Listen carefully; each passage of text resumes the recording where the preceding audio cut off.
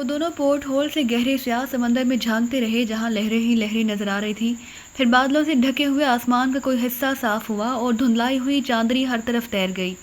اس پھیکی روشنی میں انہیں ایک لانچ کا تاریک ہیولا نظر آیا جو بتدریج واضح ہوتا جا رہا تھا۔ تقریباً 10 منٹ بعد وہ لانچ کو یہ آواز پیدا کیے بغیر الیگزینڈر سے آ لگی۔ اس کا انجن شاید لہروں کے شور میں پہلے ہی بند کر دیا گیا تھا۔ اس لانچ سے 2 قوی الحبسہ افراد رسہ تھامے یکے بعد دیگرے الیگزینڈر پر کود آئے اور انہوں نے وہ موٹا رسہ ایک مضبوط آہنی ستون سے باندھ دیا۔ اسی کے ساتھ گتے کی 10-10 بوتلوں کے سائز کی پٹیاں برق رفتاری سے اتاری جانے لگیں۔ لمبوترے چہرے والا آنے والوں کا ہاتھ بٹانے لگا، دوسرا الگ کھڑا پیٹیاں گنتا رہا۔ اندھیرے میں بجلی کی سی صورت سے نقل و حرکت کرتے ہوئے ملا اس وقت بھوت نظر آ رہے تھے۔ شاید مال کی منتقلی ان کے لیے اہم ترین مرحلہ تھا کیونکہ وہ سبھی خاموش اور سنجیدہ تھے، بس ان کے ہاتھ اور پیر مشینی انداز میں چل رہے تھے۔ یہ کارروائی چل ہی رہی تھی کہ اچانک اندر والے چونک پڑے کیونکہ باہر سے یک بیک تیز روشنی کا انعکاس اندر در آیا تھا۔ لانچ کے عرشے سے کئی تحیر آمیز چیخیں ابھریں، پھر پے در پہ کئی چھپاکے سنائی دیے۔ شاید کچھ لوگ بوکھلا کر سمندر میں کود گئے تھے۔ جو جہاں ہے وہیں رکا رہے۔ باہر میگا فون پر ایک تحکم آویز آواز گونجی، تمہاری لانچ اس وقت کوسٹ گارڈز کے نرغے میں ہے۔ وہ آواز سنتے ہی جہاز کے اندر موجود لوگوں میں سنسنی پھیل گئی اور اندھیرے میں جس کا جدھر منہ تھا وہ ادھر بھاگ لیا۔ باہر شراب لانے والے لانچ روشنی میں نہائی ہوئی تھی، غالباً اس پر 2 طرف سے سرچ لائٹوں کی روشنی پھینکی جا رہی تھی اور فضا میں 2 انجنوں کی گراہٹیں گونج رہی تھی۔ شاید کوسٹ گارڈز کی لانچیں اپنی تمام تر روشنیاں گل کر کے ساحل پر لنگر انداز جہازوں کے قریب سے ہوتی ہوئی سمتوں سے نمودار ہوئی تھی۔ لمبوترے چہرے والے نے آگے بڑھ کر پورٹ ہول کے ٹوٹے ہوئے شیشے سے باہر جھانکا تو اسے لانچ کے عرصے پر کئی آدمی ہاتھ اٹھاتے ہوئے نظر آئے۔ دوسری طرف لانچ دھیمے دھیمے ہلکورے لیتے ہوئے جہاز سے دور سرک رہی تھی۔ شاید اس نے کبھی اوپر فرار ہوتے ہوئے آہنی ستون سے بندھا ہوا رسہ کھول دیا تھا تاکہ لانچ والوں کو بھاگ نکلنے کا موقع ملے تو وہ اس سے بھرپور فائدہ اٹھا سکیں۔ چند ثانیوں بعد اس لانچ کے عرصے پر کوسٹ گارڈز کا باوردی اور مسلح حملہ بھی نظر آنے لگا۔ شہر میں ایک عجیب سی کیفیت تھی۔ معلوم ہوتا تھا کہ پولیس اور دوسرے محکمے منشیات فروشوں کی روزی بند کرنے پر تل گئے ہیں۔ زیر زمین دنیا کے ذہین لوگ بھی حیران تھے کہ یک بیک پولیس کی کارکردگی کی شرح اتنی بہتر کیسے ہو گئی۔ آبکاری والوں کو منشیات کی آمد و رفت کا علم کیسے ہونے لگا؟ کوسٹ گارڈ صحیح وقت اور مقام پر کارروائی کیسے کر رہے تھے؟ بس ایسا معلوم ہو رہا تھا جیسے کسی درویش نے قانون نافذ کرنے والے تمام اداروں کے خلاف اہلکاروں کو کوئی تعویذ گھول کر پلا دیا ہو، جس کے نتیجے میں انہیں جرائم اور مجرم اچانک ہی نظر آنے شروع ہو گئے ہیں۔ ایک دن کی قلیل مدت میں منوں کے حساب سے چرس پکڑی گئی، ولایتی شراب کی سینکڑوں بوتلیں ضبط کی گئیں، لیاری اور کورنگی کے علاقے میں دیسی شراب تیار کرنے کی 2 بھٹیاں تباہ کی گئیں۔ اس کے علاوہ چھوٹے موٹے چھاپے گنتی سے خارج تھے۔ ایک دن کی اس کارروائی نے زیر زمین دنیا کے سربراہ وردار لوگوں کو بوکھلا کر رکھ دیا، جس کے نتیجے میں ایک دوسرے کے لہو کے پیاسے لی مارکیٹ کے ایک ٹھکانے پر صورتحال کا جائزہ لینے کے لیے جمع ہوئے تھے۔ مجھے معلوم ہے کہ بڑے چھاپوں کے سلسلے میں مخبری ہوئی ہے، عبداللہ نے ہر ایک کا جائزہ لیتے ہوئے گھمبیر آواز میں کہا۔ مجھے تو معلوم ہوتا ہے کہ ہمارے کارکنوں میں کسی طرح کالی بھیڑیں شامل ہو گئی ہیں، ورنہ میں اتنا جانتا ہوں کہ اس طرح بے خبری میں میرا مال کبھی نہیں پکڑا گیا۔ کالی بھیڑیں؟ للہان نے فکرمندانہ لہجے میں دہرایا۔ اگر تمہاری بات درست ہے تو کالی بھیڑیں خاصی منظم معلوم ہوتی ہیں۔ سب نے ایک ہی دن اپنی اپنی معلومات حکام تک پہنچائی ہے، بات ذرا سمجھ میں نہیں آتی۔ مجھے ایکسائز کے ایک سپاہی نے خود بتایا ہے۔ عبداللہ للہان کی طرف متوجہ ہو گیا۔ اگر سرکل کی بات ہوتی تو شاید کچھ بھی نہ ہوتا، مگر مخبری اوپر ہوئی ہوتی اور اوپر کے حکام ٹالنا نچلے عملے کے بس سے باہر ہوتا ہے۔ اپنے اپنے گریبان میں نگاہ ڈالو، مکھن خان کی پاٹدار آواز گونجی۔ ایسا تو نہیں کہ اپنے اپنے لالچ میں ہم خود ہی ایک دوسرے کا گلا کاٹ رہے ہوں؟ چند سیکنڈ تک مجمع پر موت کا سا سناٹا طاری رہا، نگاہیں دوسروں کے چہروں پر پھسلتی رہیں۔ ایسا معلوم ہو رہا تھا جیسے ہر ایک دوسرے کی زبان سے اعترافات سننے کا منتظر ہو۔ پھر اچانک سب نے ایک ساتھ بولنا شروع کر دیا۔ ہر بولنے والا مکھن خان کی رائے پر سخت برہمی کا اظہار کر رہا تھا، جیسے اس نے ان سب کو کوئی گندی سی گالی دے ڈالی ہو۔ ہر ایک کا یہی خیال تھا کہ آپس کی رکاوٹیں علیحدہ بات تھیں، ایسے معاملات کو وہ آپس میں نمٹانا خوب جانتے تھے۔ ان میں کوئی اتنا گرا ہوا نہیں کہ اپنے کسی رقیب کو ذکر پہنچانے کے لیے سرکاری اہلکاروں سے مدد کے لیے رجوع کرتا۔ پھر یہ بتاؤ کہ شہر میں ایک دم کیا ہونے لگا ہے؟ مکھن خان کا سوال گونجا، اس ملے جلے شور پر حاوی تھا۔ کوئی تو وجہ ہوگی اس کی۔ بھائی میں تو سیدھی سی بات جانتا ہوں، للہان نے دونوں ہاتھ اٹھا کر بولا۔ ہم دھندا کرنے والے لوگ ہیں، قانون سے مقابلہ کرنے میں سراسر نقصان ہی نقصان ہے۔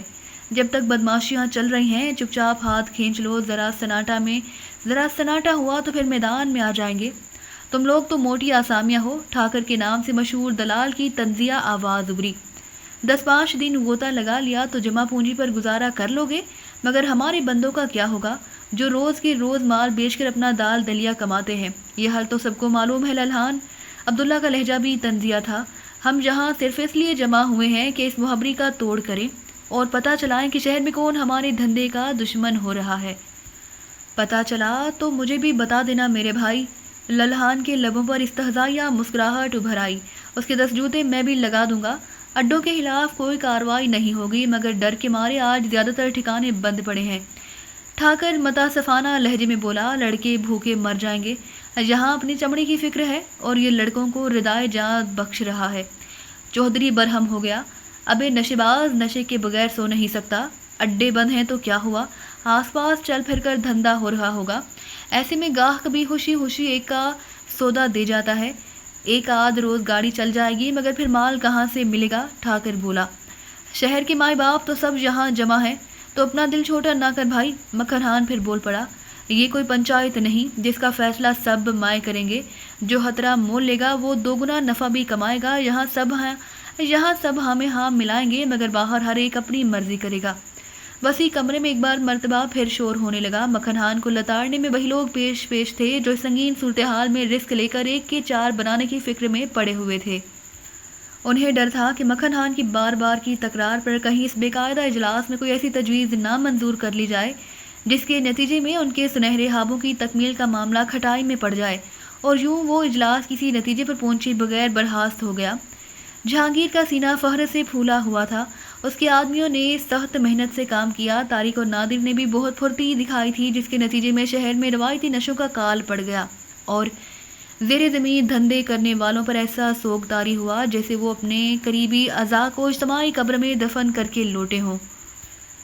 اسے اصحان کو رقم پہنچانے کا کام سونپا گیا تھا جو اس نے نہایت خوش اسلوبی سے پایۂ تکمیل تک پہنچا دیا تھا۔ اسے کارکن کسی زمانے میں مشہور نقب زن رہ چکا تھا۔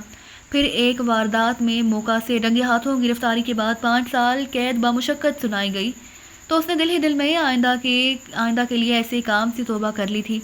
جیل سے باہر آیا تو اسے اپنی وہ توبہ یاد آئی، لہٰذا اس نے کوئی سیدھا سادھا دھندا اختیار کر لیا، لیکن ہر جگہ اس کا ماضی آڑے آتا رہا۔ جھوٹ بول کر ایک ہوٹل میں نوکری بھی کر لی، لیکن تیسرے دن جب ایک جیب تراش نے ہوٹل کے مالک کو اس کے داغدار ماضی سے آگاہ کیا تو اسے اس دن کی اجرت دیے بغیر کھڑے کھڑے نوکری سے جواب دے دیا گیا۔ لیکن اس نے ایسے بدترین حالات میں بھی نقب زنی کے پرانے پیشے سے رجوع نہیں کیا، اور جب نوبت فاقت کشوں تک پہنچ گئی تو وہ ایک چرس فروش سے ڈانٹ ٹکرایا۔ پھر رفتہ رفتہ وہ جہانگیر کے کارندوں میں شامل ہو گیا۔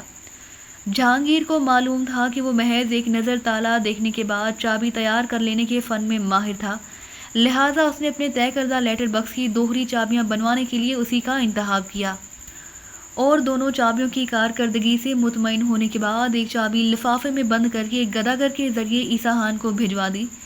وہ دور کھڑا اس وقت تک گداگر کی نگرانی کرتا رہا جب تک وہ اصحان کے دفتر میں نہ داخل ہو گیا۔ چند منٹ بعد اس نے ایک پبلک بوتھ سے اصحان کو فون کیا اور چابی کے بارے میں اپنے استفسار کا جواب اسبات میں سن کر سلسلہ منقطع کر دیا۔ شام ڈھلے رقم لیٹر بکس میں بند کر کے جہانگیر نے اسے دوبارہ فون کیا اور لیٹر بکس کا محل وقوع بتاتے ہوئے رقم حاصل کرنے کا طریقہ بتایا تو اصحان کو پہلی بار اس چابی کی افادیت کا علم ہوا۔ پھر نصف گھنٹے بعد ہی جہانگیر نے اس امر کی تصدیق کر لی کہ پوری رقم اصحان کو مل گئی تھی، مگر ان کامیابیوں کے باوجود وہ خاصا اداس تھا، کیونکہ ٹرانسمیٹر پر بار بار کوششوں کے باوجود ڈی1 کی طرف سے کوئی جواب نہیں مل رہا تھا۔ ایک بار B4 کے لیے پیغام نشر کیا تو دوسری طرف سے کسی نسوانی آواز نے B4 کی عدم موجودگی کی اطلاع دیتے ہوئے اس سے پیغام دریافت کرنا چاہا، لیکن جہانگیر نے کچھ بتانا مناسب نہیں سمجھا کیونکہ B4 نے ایسے کسی موقع کے لیے اسے کوئی ہدایت نہیں دی تھی۔ پولیس، کوسٹ گارڈز اور آبکاری کے عملے کی بھرپور کارروائیوں کے نتیجے میں فوری طور پر تو بازار میں سناٹا چھا گیا، لیکن بعض ذرائع نے ہیروئن کی فوری خریداری میں دلچسپی کا اظہار ظاہر کیا تھا۔ اسے یہ اطلاعات نادر اور طارق سے ملی تھی اور اس نے انہیں فوری طور پر سودے کرنے کا اختیار دے دیا تھا۔ اسے کبھی امید تھی کہ نئی حکمت عملی کے نتیجے میں ہیروئن کی مانگ میں ایک دم تیزی پیدا ہوگی۔ وہ برآمدے میں بیٹھ کی آرام کرسی پر نیم دراز تھا کہ اچانک اس کی بیوی سلمیٰ کی آواز نے اسے چونکا دیا۔ یہاں بیٹھے کیا سوچ رہے ہو؟ معلوم ہوتا ہے کہ تمہیں دن بدن تنہائی سے پیار ہوتا جا رہا ہے۔ جہانگیر اس کی طرف مڑا اور مسکراتے ہوئے بولا، جب سے تم لاہور سے آئی ہو ہر وقت تنقید کا موقع تلاش کرتی رہتی ہو۔ میں منتظر تھا کہ تم چائے لے کر یہیں آؤ گی۔ چائے ہاپ گاؤں میں پڑے پڑے ٹھنڈی ہو چلی ہے۔ وہ اس کے سامنے پڑی ہوئی خالی کرسی پر بیٹھتے ہوئے بولی، تم سچ سچ بتاؤ جہانگیر، تمہیں کیا پریشانی ہے؟ تم ہر وقت چپ چپ سے رہتے ہو، زیادہ وقت باہر گزارنے کی کوشش کرتے ہو، اور گھر میں ہوتے ہو تو مجھ سے بچے بچے پھرتے ہو جیسے مجھ سے اکتا گئے ہو۔ میں اس گھر میں اور اس شہر میں صرف تمہاری وجہ سے آئی ہوں۔ تم خود ہی انصاف سے بتاؤ کہ میں کب تک اور کس دل سے تمہارا یہ رویہ برداشت کروں؟ تم تو اچھی خاصی تقریر کر لیتی ہو۔ جہانگیر نے بات مذاق میں اڑانے کی کوشش کی، مگر سلمیٰ کے بشرے پر چھائی ہوئی سنجیدگی میں فرق نہ پڑتے دیکھ کر اسے بھی سنجیدہ ہونا پڑا۔ تمہیں وہم ہونے لگا ہے سلمیٰ، بس تم نے یہ سمجھ لیا کہ میں تم سے دور رہنے کی کوشش کرتا ہوں، لہٰذا میری ہر حرکت کو تم اسی زاویے سے دیکھتی ہو۔ وہ چند ثانیوں تک اسے ملامت آمیز نظروں سے گھورتی رہی، پھر اداس لہجے میں بولی، مجھے مجبور نہ کرو جہانگیر، ایسا نہ ہو کہ تم سے میرے سوال کا جواب ہی نہ بن پڑے۔ یہی تو خرابی ہے کہ تم سوچتی زیادہ ہو۔ وہ کرسی میں سیدھا ہوتا ہوا بولا، اگر ہر بات دل میں رکھنے کی بجائے مجھ سے تبادلہ خیال بھی کرتی رہا کرو تو اس ذہنی گھٹن سے بچی رہو گی جو تمہیں میرے خلاف اکساتی رہتی ہے۔ اچھا پھر یہ بتاؤ کہ میاں بیوی میں ایسا کون سا پردہ ہوتا ہے کہ پچھلے 1.5 گھنٹے میں تم کم از کم 2 بار خود کو مختلف کمروں میں بند کر چکے ہو؟ تھوڑے سے توقف کے بعد وہ جارحانہ لہجے میں پوچھ بیٹھی، اور جہانگیر کا دل اچھل کر حلق میں آ گیا۔ ٹرانسمیٹر پر D1 یا B4 سے رابطہ قائم کرنے کی کوشش کرتے ہوئے وہ یہی سمجھ رہا تھا کہ وہ سلمیٰ کی آنکھوں میں دھول جھونکنے میں کامیاب ہو گیا، لیکن وہ اس کی ایک ایک لمحہ کی نگرانی کر رہی تھی۔ مجھے ایک پرانی ڈائری کی تلاش ہے، جواب دیتے ہوئے اس نے خود اپنے چہرے پر کمزوری سی غالب آتی محسوس کی۔ وہی ڈھونڈ رہا تھا۔ اندر سے بولٹ چڑھا کر اس نے استہزائیہ لہجے میں کہا، مجھے بتایا ہوتا میں تمہیں اس نابکار ڈائری کی تلاش میں مدد دیتی۔ بولٹ نہیں چڑھایا تھا، صرف دروازہ بند کیا تھا۔ جہانگیر نے تھکے ہوئے انداز میں مزاحمت کی کوشش کی۔ جھوٹ مت بولو جہانگیر، سلمیٰ کی تیوریاں تن گئیں۔ تم سمجھ رہے تھے کہ میں غافل ہوں، مگر میں ایک ایک لمحے تمہاری نگرانی کر رہی تھی۔ میں نے دروازے پر دباؤ ڈال کر دیکھا، مگر وہ اندر سے بند کر لیا گیا۔ پرانی ڈائری تلاش کرنے کے لیے آخر اتنی رازداری کی کیا ضرورت تھی؟ جہانگیر اسے غصیلی نگاہوں سے گھورنے لگا۔ بڑے شرم کی بات ہے کہ تم اپنے شوہر کا پیچھا کرتی ہو۔ کمرہ بند بھی تھا تو کیا غضب ہو گیا؟ میں اکیلا ہی تھا نا، یا میرے ساتھ تم نے کسی اور کو دیکھ لیا جو اس قدر تجسس میں مبتلا ہو گئی؟ میں بس بتائے دیتی ہوں کہ ان حالات میں یہاں رہنا میرے بس سے باہر ہے۔ وہ روندی ہوئی آواز میں بولی، کہ تم نے اپنا رویہ تبدیل نہ کیا تو میں یہاں رہ کر پاگل ہونے کی بجائے لاہور جانا پسند کروں گی۔ وہ اٹھ کر چلی گئی اور جہانگیر سوچ میں پڑ گیا۔ ان چاروں میں ڈینی اور طارق مجرد تھے، جبکہ نادر خان اور وہ شادی شدہ تھا۔ جہاں تک نادر خان کا تعلق تھا، اس کی بیوی برسوں سے جانتی تھی کہ اس کا شوہر ہر الٹے سیدھے دھندوں سے روزی کماتا ہے، لہذا اس کے بھڑکنے کا امکان ہی نہیں تھا۔ پھر حکم کا بندہ تھا، اس کی ذمہ داری صرف اتنی تھی کہ حکم ملے وہ بجا لائے اور اپنے آدمیوں کے ذریعے اس کی تعمیل کرائے۔ اس سے آگے وہ اپنے وقت کا نودرماں، لیکن جہانگیر پر بھاری ذمہ داریاں عائد تھیں۔ وہ اپنے آدمیوں کو تقسیم کار اور پھر ان کی کارکردگی کے لیے جو اسے اپنے شب و روز پر کوئی اختیار نہیں تھا۔ جب تک اس کا رابطہ برقرار تھا، D2 دن یا رات کے کسی بھی حصے میں رجوع کر بیٹھتا تھا، اور اب ٹرانسمیٹر مل جانے کے بعد دشواری پیدا ہو گئی تھی کہ وہ اس آپریٹر سے متعلقہ افراد سے رابطہ قائم کرے گا کہ سلمیٰ کی شبہات کو مزید تقویت نہ دے۔ گھر میں ہر وقت ٹرانسمیٹر اپنے سینے سے لگائے کہ کہیں اچانک اس پر کوئی کال نہ آ جائے۔ کہیں رکھنے کا اندیشہ تھا کہ کسی وقت اس کی لاعلمی میں سلمیٰ ٹک ٹک سن کر اس کی طرف متوجہ نہ ہو جائے۔ اگر کسی وقت اسے قریب ہونے کی کوشش کرتی تو لباس میں ٹرانسمیٹر کا راز فاش ہو جانے کے خوف سے اسے مضحکہ خیز رویہ پر مجبور ہونا پڑتا۔ پھر رات کو سونے سے قبل وہ ٹرانسمیٹر کی نظر سے بچا کر گیراج میں مقفل کرنا نہ بھولتا۔ اس بات پر اس نے غور کیا تو وہ اسی نتیجے پر پہنچا کہ سلمیٰ کی برہمی بلا جواز نہیں، وہ خود ہی اسے اپنے طرف سے بدلن کرتا رہا تھا۔ اس میں ڈینی کے ذریعے ملنے والے ٹرانسمیٹر کا بڑا دخل تھا۔ اس نے فیصلہ کر لیا کہ جب بھی کسی سے رابطہ کرے گا، اپنے گلے کی اس گھنٹی کے بارے میں ضرور کوئی فیصلہ کرے گا۔ اسے دن رات جان سے لگائے پھرنے کی بجائے اگر اس کے تبادلے کے اوقات مقرر ہو جاتے تو اس کی بیشتر الجھن حل ہو سکتی تھی۔ اور وہ سلما کو کسی شبہ کا موقع دیے بغیر اپنے مقصد میں ٹرانسمیٹر سمیت اپنی کار میں گھر سے باہر جا سکتا تھا۔ گروہ کے تعلق کے علاوہ وہ ڈینی اس کا پرانا اور گہرا دوست تھا۔ نامعلوم باس نے جہانگیر تک ٹرانسمیٹر بھی اس کے ذمہ لگایا ہوا تھا، لہذا جہانگیر نے سوچا کہ D2 یا B4 سے اس موضوع پر بات کرنے سے قبل ڈینی سے مشورہ کر لے، لیکن فوراً ہی کہ ان دنوں ڈینی سے ان سب کو دور رہنے کا احکام ملا ہوا تھا، جس کی خلاف ورزی کا مطلب اوپر والوں کے عتاب کو دعوت دینا تھا۔ سلما جن تیوریوں کے ساتھ اٹھ کر گئی تھی، اس کا جہانگیر کو خوب اندازہ تھا کہ وہ خوابگاہ میں مسحری پر تکیہ لگائے رو رہی ہوگی۔ وہ اسے دل و جان سے چاہتا تھا اور اس کی آزردگی میں جہانگیر کے ارادے کا قطعی دخل نہیں تھا، لہذا اس خیال سے اٹھا کہ خوابگاہ میں جا کر اپنی سلما کو منائے گا۔ اتنی دنوں میں برآمدے میں دوسرا قدم بڑھاتے ہی اسے اپنی جیب سے ٹک ٹک کی آسیبی آواز سنائی دی اور وہ بوکھلائے ہوئے انداز میں اندر داخل ہو کر تیزی سے سیڑھیاں عبور کرتا ہوا اوپر چھت پر پہنچ گیا۔ اس نے آپریٹر آن کیا تو اس پر B4 بھرائی ہوئی آواز میں اسے پکار رہا تھا، تمہاری کارکردگی بہت شاندار رہی ہے، B4 نے جہانگیر کا جوابی سگنل سننے کے بعد کہا۔ اخبارات کے علاوہ بازار سے ملنے والی خبریں بھی بہت حوصلہ افزا ہیں، بس کچھ دن اور یہی صورتحال برقرار رہنی چاہیے۔ مال کی کیا پوزیشن ہے؟ اوور۔ اگلی ہدایات تک دباؤ برقرار رہے گا سر، اس نے دھیمی آواز میں کہا۔ آج نئی صورتحال کے بارے میں لی مارکیٹ کے علاقے میں بازار کے سربراہ لوگوں کا ایک اجلاس بھی منعقد تھا، جو کسی نتیجے پر پہنچے بغیر ختم ہو گیا۔ دوسری طرف بازار میں مال کی فوری مانگ پیدا ہو گئی ہے۔ اوور۔ آج سے ہر روز ایک تازہ کھیپ جیوا ہاؤس پہنچتی رہے گی اور مال لانے والے 2 افراد ہوں گے۔ وہ اپنا نام بلیک برادرز بتائیں گے، رقم بھی انہی کو ادا کی جائے گی۔ اسحان کا معاملہ کیا رہا؟ اوور۔ اسے مقررہ طریقے سے رقم پہنچا دی گئی ہے۔ اوور۔ جہانگیر نے مختصراً بتایا۔ اسے ادا کی جانے والی رقم تم پہلی ادائیگی میں سے منہا کر لو گے۔ اسحان پر کچھ دن نگاہ رکھنی ہوگی کہ وہ دوبارہ چرس فروشی میں ملوث نہ ہونے پائے۔ اوور۔ طارق کے بارے میں کیا حکم ہے سر؟ اوور۔ اس نے ڈرتے ڈرتے سوال کیا۔ اچھا کیا کہ تم نے یاد دلا دیا، اسے فی الحال الگ ہی رکھو۔ مقرب خان ضرور راستے سے ہٹا دیا گیا ہے، لیکن اس کے کئی ساتھی قتل والی شام طارق کو ہراساں کرتے رہے تھے۔ اچھا کیا کہ تم نے یاد دلا دیا، اسے فی الحال الگ ہی رکھو۔ مقرب خان ضرور راستے سے ہٹا دیا گیا، لیکن اس کے کئی ساتھی قتل والی شام طارق کو ہراساں کرتے رہے تھے۔ وہ واقف ہوں گے کہ مقرب خان اپنے قتل سے پہلے کس کی راہ پر تھا۔ ہمیں کچھ روز تک ان کے رد عمل کا انتظار کرنا ہوگا۔ Over and all.